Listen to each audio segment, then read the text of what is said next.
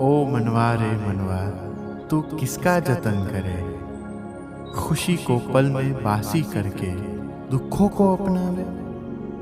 सुख तो नए नए ढूंढता तू, सुख से मुंह क्यों मोड़े। સંત શ્રી શ્યામ બાપુના આશીર્વચનમાંથી વિષય હું, આત્મા અને ઉત્પત્તિ. પ્રકરણ હું કોણ છું, તેમાં હુંની કક્ષા અને ગ્રુપ ડિવિઝન. પાર્ટ 14. ગયા ભાગમાં આપણે સમજ્યા કે માણસનો જિંદગી પ્રત્યેનો અભિગમ કેવો છે, કેવી રીતે જિંદગી જીવી રહ્યો છે, તે પ્રમાણે તેની કક્ષા નક્કી થતી હોય છે. 5 કક્ષાઓ વિશે સમજ્યા, જેમાં 3 ગ્રુપ ડિવિઝન બનાવીને અલગ અલગ રીતે સમજ્યા. હવે આગળ. બાહ્ય જ્ઞાન કરતાં પણ મિથ્યા જ્ઞાન વધારે કનિષ્ઠ કહેવાય, ઉતરતું કહેવાય. જે માણસોમાં મિથ્યા જ્ઞાન હોય તે માણસો પોતાના અવગુણ, પોતાની ખામીઓ નથી જોઈ શકતા. પોતે ક્યાં ભૂલ કરે છે તે પણ સમજી નથી શકતા, પરંતુ બીજા માણસોનો વાંક કાઢ્યા કરતા હોય છે. પોતાના અવગુણોને, પોતાની ખામીઓને બાયપાસ કરી બીજાના અવગુણો અને ખામીઓ શોધ્યા કરે છે. પોતાની ભૂલોને તો જતી કરી દે છે, પરંતુ બીજાની ભૂલોને માફ નથી કરતા. બીજાની ભૂલો જિંદગીભર સાચવીને રાખે છે. આવા માણસોનું વર્તન તો બીજાઓને વધારે નડતરરૂપ થતું હોય છે, કારણ કે મિથ્યા જ્ઞાનનો અહંકાર આવા માણસોને પોતે મહાજ્ઞાની અને બીજા બધા અજ્ઞાની એવા ભ્રમમાં રાખે છે. માણસને નાર્સિસ્ટિક બનાવી દે છે. છતાં આવા માણસોની માન્યતા એવી હોય છે કે હું મહાન છું અને આત્માની અનુભૂતિ થાય છે. હવે પ્રશ્ન એ થાય કે તો પછી શું સાચું છે, શું ખોટું છે, કઈ અનુભૂતિ સાચી, કયો ભ્રમ છે, તે બધું સમજવું કઈ રીતે? તમારો જિંદગી પ્રત્યેનો અભિગમ કેવો છે, તમારી જીવનશૈલી કેવી છે, તેના દ્વારા જાણી શકાય. જેમ દરેક ચીજોને પરખવી પડે છે, ચકાસવી પડે છે, ક્યાસ કાઢવો પડે છે, કસોટી કરવી પડે કે માપવી પડે છે, તે રીતે દરેક ચીજ ચકાસવા, માપવા માટે તેના અલગ અલગ પ્રકારના મીટર હોય છે. જેમ કે લંબાઈ, વજન, વોલ્ટેજ વગેરે માપવાના સીધા સાદા મીટર હોય છે, તો શરીરની બીમારી માપવાના જટિલ મીટર હોય છે અને અસંખ્ય મીટર હોય છે. જેમ કે બ્લડ પ્રેશર માપવા માટે સ્ફિગ્મોમેનોમીટર, હૃદયની પ્રાથમિક તપાસ માટે ECG વગેરે. અને તેના પરથી તેના નિષ્ણાંત ડોક્ટરો નિદાન કરે છે. નિદાન કરવું તે પણ એક પ્રકારનું મીટર જ કહેવાય. નાડી વૈદ્ય નાડી જોઈને પરીક્ષણ કરે છે, તેથી નાડી છે તે શરીરનું મીટર કહેવાય. નાડીના ધબકારા હૃદયના હાલ બતાવી આપે છે. તે રીતે માનસિક તકલીફ માટે આવા કોઈ ફિઝિકલ મીટર નથી હોતા. તે મનોચિકિત્સક ડોક્ટરો નિદાન કરે છે. તેમાં દરેક ડિસઓર્ડર, બીમારીની કેટેગરી પ્રમાણે અલગ અલગ ઘણા લક્ષણો હોય છે, તેના રૂલ્સ હોય છે અને તે બધાની જુદી જુદી કેટેગરી હોય છે. તે કેટલા અને કયા ફૂલફિલ થયા છે તે પ્રમાણે બીમારી અને તેની તીવ્રતા નક્કી થતી હોય છે. એટલે કે માણસનું વર્તન, વ્યવહાર તેની માનસિક પરિસ્થિતિના હાલ બતાવી આપે છે. આ રીતે સ્થૂળ ચીજો માપવાના મીટર સ્થૂળ હોય, ફિઝિકલ હોય, અને જેમ જેમ સૂક્ષ્મતા તરફ જઈએ તેમ તેના મીટર પણ સ્થૂળ ન હોય, ફિઝિકલ ન હોય, માનસિક હોય, વધુ ને વધુ જટિલ હોય. પરંતુ અહીં કોઈ માનસિક બીમાર નથી, પરંતુ દરેક માણસ માનસિકતાના શિકાર હોય છે, માન્યતાઓથી ભરેલા હોય છે. પોતે આત્મા છે કે શરીર છે કે યાદો છે કે અહંકાર છે, પોતાનું અસ્તિત્વ છે શું, આ કઈ રીતે જાણી શકાય, આ કઈ રીતે માપવું, તેનું મીટર કયું? આ જિંદગી જ તેનું મીટર છે. તમારી દરેક પ્રકારની માનસિકતાઓ, માન્યતાઓ, ધારણાઓ વગેરે જે કંઈ તમે વિચાર કરો તેનો પ્રભાવ તમારી જિંદગી પર પડતો હોય છે. તે પ્રમાણે તમારું વર્તન, વ્યવહાર થતા હોય છે. તેથી માણસનું જીવન જ મીટર બની જાય છે. જીવન કેવું જીવાય છે તે જાણવાથી કેવા વિચારો થાય છે, કેવી માન્યતાઓ રહેલી હોય છે, સુખ દુઃખની પ્રક્રિયાઓ કઈ રીતે થાય છે અને સુખ દુઃખની પરિસ્થિતિ વખતે તમારી મનસ્થિતિ કેવી હોય છે તે બધું જાણી શકાય છે. આ મીટર તેનાથી ઉલટું પણ બતાવી શકે છે. કેવા વિચારો છે, કેવી માનસિકતા છે, કેવી માન્યતા છે તેના આધારે તે માણસની જિંદગી કેવી જીવાતી હોય તે પણ જાણી શકાય છે. આમ આ જિંદગી નામનું મીટર બંને બાજુ કામ કરે છે. આ મીટર પ્રમાણે તમારે તમારી જિંદગી તપાસી લેવી, વિચારો વાંચી લેવા. તેના પરથી તુરંત ખબર પડી જશે કે હું બ્રહ્મ છું કે એવા બ્રહ્મમાં છું કે બીજી કોઈ નીચેની કક્ષામાં છું. આ રીતે વૈચારિક પ્રયોગ 5 કક્ષામાંથી કોઈ પણ કક્ષા માટે થઈ શકે.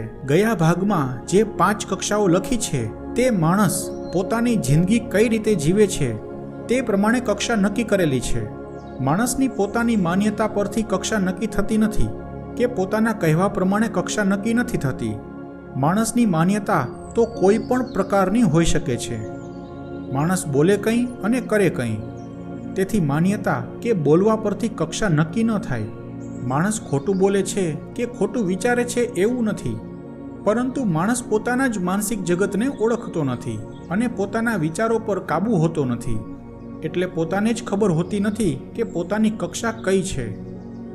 માણસ બીજાને છેતરવાની કોશિશ કર્યા કરતો હોય છે, પરંતુ તેનું મન તેને પોતાને જ છેતરતું હોય છે. માણસ માન્યતાઓમાં જીવતો હોય છે અને માન્યતાઓને સાચી માની લેતો હોય છે. એટલા માટે જ આ પ્રકરણની શરૂઆત માન્યતાઓથી કરી. પહેલાં માન્યતાઓ વિશે સમજાવ્યું છે. આ બધાથી માણસની કક્ષા નક્કી થાય છે, માણસની માનસિકતા નક્કી થાય છે, માણસ કયા સ્તર પર જિંદગી જીવી રહ્યો છે તે નક્કી થાય છે. તમારી જિંદગીનો ઇતિહાસ તપાસી લેવો.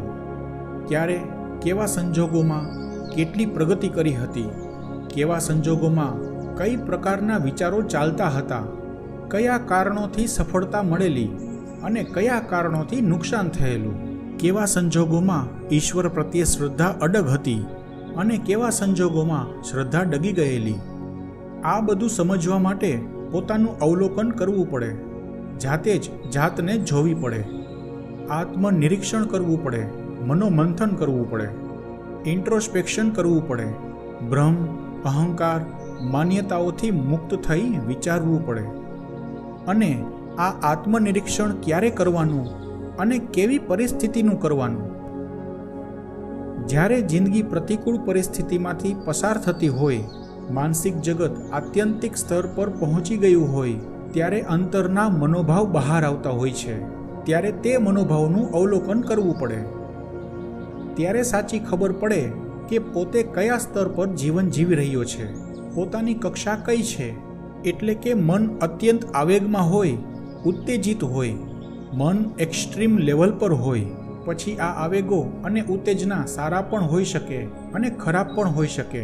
અતિશય સુખ કે અસહ્ય દુઃખ, અત્યંત ખુશી કે અકળાવનારી હતાશા, નિરાશા કે અતિ અધિક ગુસ્સો કે ભયંકર ભય કે તણાવ, સ્ટ્રેસ, ચિંતા, હતાશા.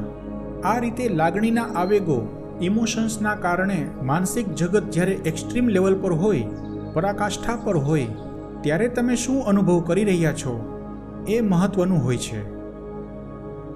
સાધારણ રીતે આનંદ, ખુશીમાં તો માણસ સારા અનુભવ કરતો જ હોય. પોતાના કમ્ફર્ટ ઝોનમાં હોય ત્યારે તો બાહ્ય મનના આધારે બાહ્ય મન કામ કરતું હોય. તેથી ત્યારે મનની હાલત કેવી છે તે જાણવાનો કોઈ મતલબ નથી. જ્યારે માણસ કમ્ફર્ટ ઝોનમાં હોય, નોર્મલ રીતે જિંદગી ચાલતી હોય, ત્યારે તો માણસ વિવેકથી, ધૈર્યથી, સમજદારીપૂર્વક બધું સંભાળી શકે, પોતે સારો છે, શાણો છે એવું પુરવાર કરી શકે. કારણ કે અત્યારના ઇન્ફોર્મેશન યુગમાં બાહ્ય માહિતીઓ, જાણકારીઓ તો દરેક પાસે હોય જ. ખરાબ પરિસ્થિતિનો સામનો કેમ કરવો, કેમ રહેવાય અને શું કરાય, આવા પ્રેરણાદાયી પ્રવચનો તો અત્યારે અસંખ્ય મળી જાય. તે બધું વાંચીને, સાંભળીને, વિચારીને ડહાપણ અને સમજણપૂર્વક પોતાનું વર્તન કરતો હોય. પરંતુ બહુ સફળતા મળી જાય, જીવન ગોઠવાઈ જાય, તે આનંદનો અતિરેક માણસને અભિમાની, ઘમંડી બનાવી દે છે અને પોતાની જાતને મહાન માન્ય કરે છે. મેં ભી કુછ કમ નહીં ઓર તુમ મેં દમ નહીં એવા અભિમાનથી પોતાનું વર્તન, વ્યવહાર બદલાઈ જતા હોય છે. અને જ્યારે પરિસ્થિતિ બદલાય, વિકટ પરિસ્થિતિ ઊભી થાય, મુશ્કેલીઓ આવે, મન જ્યારે એક્સ્ટ્રીમ લેવલ પર પહોંચી જાય, સુખ કે દુઃખ પરાકાષ્ઠા પર હોય, ત્યારે મન બેકાબૂ થઈ જાય આવા સમયે મનનું અવલોકન કરવું જોઈએ. આવી મનસ્થિતિમાં પોતાનું સાચું આત્મનિરીક્ષણ થવું જોઈએ. પરંતુ આ તો બહુ મુશ્કેલ છે. તેથી એ સમય પસાર થઈ ગયા પછી મન શાંત થાય ત્યારે આત્મનિરીક્ષણ કરવું જોઈએ કે એવા ખરાબ સમયે મનની સ્થિતિ કેવી હતી. તે શાંત ચિત્તે નિરીક્ષણ કરવું જોઈએ. જ્યારે વિકટ પરિસ્થિતિ આવે છે ત્યારે અંતર્મનની ઝલક જોવા મળે છે. અંતર્મનની કક્ષા કઈ છે તે જોઈ શકાય છે. અંતર્મનને સમજી શકાય છે. કારણ કે મનના એક્સ્ટ્રીમ લેવલે બાહ્ય જ્ઞાનની વિચાર કરવાની શક્તિ લગભગ શૂન્ય થઈ જાય છે અને અંતર્મન પ્રમાણે માણસ તે પરિસ્થિતિની પ્રતિક્રિયા કરતો હોય છે. તેથી જ માણસ નશામાં ચૂર હોય ત્યારે તેનાથી સાચું બોલાઈ જતું હોય છે. નાર્કો ટેસ્ટમાં આ રીતે માણસ પોતાના ગુનાની કબૂલાત કરતો હોય છે. કારણ કે ત્યારે બાહ્ય જ્ઞાનની ચોકીદારી નથી હોતી. તેથી અંતર્મન ખુલી જાય છે અને આ રીતે એક્સ્ટ્રીમ લેવલે માણસ જાતે પોતાના માનસિક જગતનું અવલોકન કરી શકે એટલી સભાનતા, જાગૃત અવસ્થા, અવેરનેસ અને તટસ્થતા પણ કેળવવી જોઈએ. પક્ષપાત વગર અવલોકન કરવું જોઈએ. ओ मनवा रे मनवा तू किसका जतन करे, खुशी को पल में बासी करके दुखों को अपनावे. सुख तो नए नए ढूंढता तू, सुख से मुंह क्यों मोड़े. અર્થાત મનને, માનસિક જગતને મનવાનું સંબોધન કર્યું છે. માણસનું મન કઈ ચીજનું આકર્ષણ કરે છે અને શું સાચવીને રાખે છે તેની માણસને ખબર જ નથી હોતી. માણસ સુખી થવા, ખુશ રહેવા જિંદગીભર પ્રયત્નો કરે છે, પરંતુ સુખને સાચવી નથી શકતો અને ન જોઈતું દુઃખ જિંદગીભર સંભાળીને રાખે છે. શા માટે તેને પોતાને જ કંઈ ખબર નથી હોતી. જેમ કે કોઈ માણસને તેના નિકટના સ્નેહી સંબંધી સાથે અણબનાવ થાય કે ગેરસમજ થાય તો તેમાં પોતાની ભૂલ પણ હોઈ શકે. એવું માણસ વિચારી જ શકતો નથી કે નથી બીજા કોઈની સલાહ પણ લેતો કે હું તેની સાથે સંબંધ વિચ્છેદ કરું. પરંતુ તે બંને વચ્ચે સુમેળ કરાવવામાં કોઈ ત્રીજા મધ્યસ્થીની જરૂર પડે છે. કારણ કે દુઃખ પોતે જાતે ઊભું કરે છે, પરંતુ સુખી થવા માટે કોઈનો સહારો લે છે. આવતા અંકમાં હું કોણ છું પ્રકરણમાં હુંની કક્ષાઓ અને તેના ગ્રુપ ડિવિઝન પૂરું થશે અને હુંની કક્ષા પહેલી ચાલુ થશે.